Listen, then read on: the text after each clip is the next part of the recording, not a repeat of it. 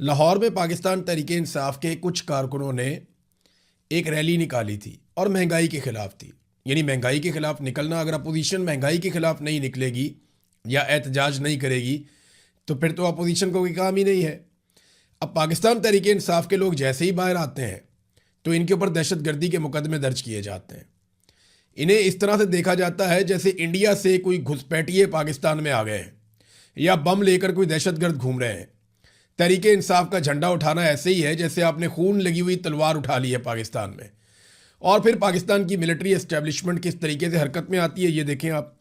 ये लाहौर में एक फ़िज़ा आलम नामी खातून है पाकिस्तान तहरीक इंसाफ की।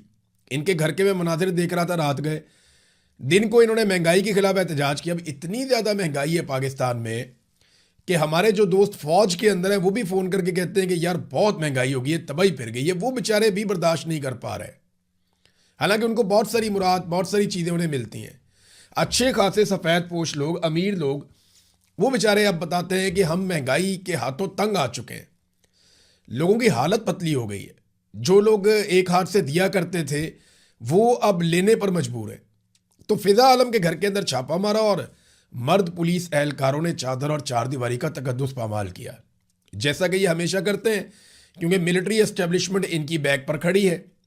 जनरल आसिम मुनीर जो हैं वो सपोर्ट करते हैं ऐसी चीज़ को। तो इनके घर पे छापा मारा गया, चादर और चारदीवारी का तकद्दुस पामाल किया गया और मर्द एहलकार एक खातून कारकुन को उठाकर ले गए।